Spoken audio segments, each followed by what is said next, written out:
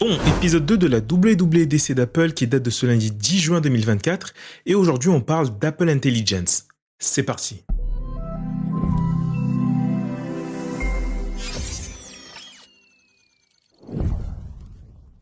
Alors lors de cette WWDC 2024, on a eu la présentation d'iOS 18. J'ai fait une vidéo dessus, donc si tu l'as pas vu, je te mets le lien juste ici.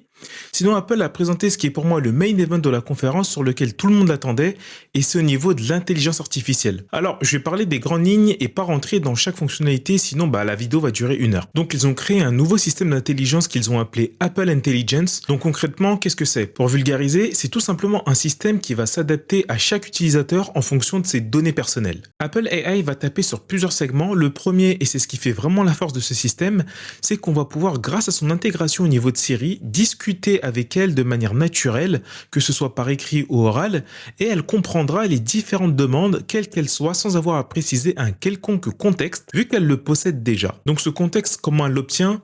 Comme je l'ai dit il y a quelques secondes, ça va être grâce à vos données personnelles, comme les mails, les textos, les photos, les vidéos, etc. Toutes les données de votre iPhone vont permettre à Apple AI d'avoir toutes les informations nécessaires afin de répondre à n'importe quelle de vos interrogations. Pour illustrer tout ça, ils nous ont mis un cas concret. Dans le cas présenté, le présentateur part du principe qu'un de ses rendez-vous est reporté à plus tard dans la journée et il voudrait savoir si ça va l'empêcher d'arriver à l'heure à la pièce de théâtre dans laquelle sa fille joue. Grâce à la compréhension du contexte, le système sait qui est sa fille, les informations qu'elle lui a envoyées concernant la pièce de théâtre dans laquelle elle joue et il va les comparer avec le lieu, la date et l'heure à laquelle se passe le rendez-vous professionnel qui a été décalé. Le système va même aller jusqu'à vérifier la situation du trafic en prévision entre son lieu de travail et le théâtre. Ils nous ont donné d'autres cas d'utilisation en utilisant Siri, par exemple celui-ci.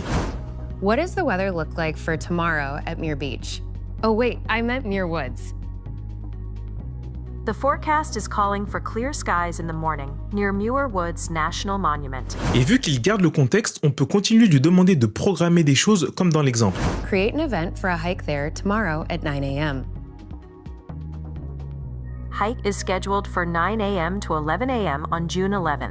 C'est vraiment une dinguerie et c'est là qu'on voit à quel point cet outil va nous être utile. Deuxièmement, c'est un outil qui va faciliter la vie de chacun en faisant des actions nativement pour nous. Par exemple, prioriser certaines notifications à d'autres en fonction de leur importance. L'outil intervient également au niveau texte. Toute application permettant d'écrire sera assistée par l'outil afin de vous permettre de réécrire un texte, de changer de ton d'un texte que vous avez écrit par exemple, de faire un résumé de vos notes ou de mails. Surtout au niveau des mails, c'est très important. Surtout si vous êtes comme moi et que vous en recevez beaucoup.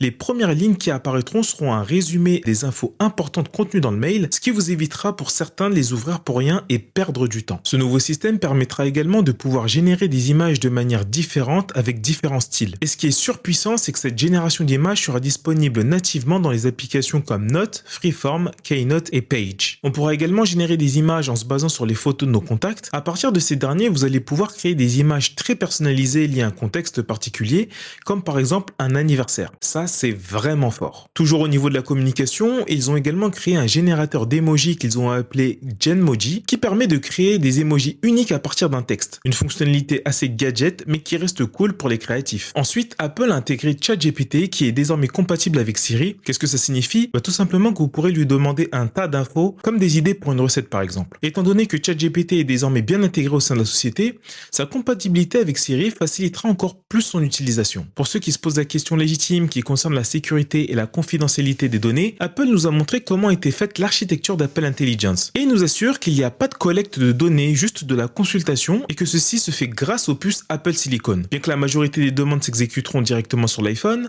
il se peut qu'il y ait besoin de modèles plus fournis qui se situent sur des serveurs distants. Et là encore, Apple tente de nous réconforter en nous rappelant que chaque utilisateur d'iPhone a un contrôle total sur ses propres données. Avec l'arrivée de l'IA, la firme à la pomme va étendre ce contrôle au niveau du cloud afin de nous apporter plus de fonctionnalités intelligentes. Pour cela, ils ont créé le Private Cloud Compute qui va donc permettre à Apple Intelligence d'effectuer des requêtes distantes tout en protégeant notre vie privée. Pour la compatibilité d'Apple Intelligence, il sera dispo sur iOS 18, iPadOS 18 et macOS Sequoia. Niveau hardware, tous les appareils ayant une puce M ainsi que les iPhones ayant la puce A17 Pro pourront profiter de ce petit bijou. Sinon, pour la date de sortie, il faudra être un peu patient car pour la France, il faudra attendre 2025, contrairement aux US pour laquelle la sortie est prévue pour cet automne. Donc la firme à la pomme nous avait pas menti lorsqu'elle nous disait que ça faisait un petit moment que leurs équipes travaillaient sur l'IA. La promesse de révolutionner le monde de l'intelligence artificielle au niveau des smartphones semble très prometteur. J'ai hâte de pouvoir tester tout ça et de voir les futures améliorations qu'Apple va nous pondre. Donc voilà, c'est tout pour cette petite vidéo sur l'Apple Intelligence. Donc si la vidéo t'a plu, like, partage et surtout abonne-toi à la chaîne.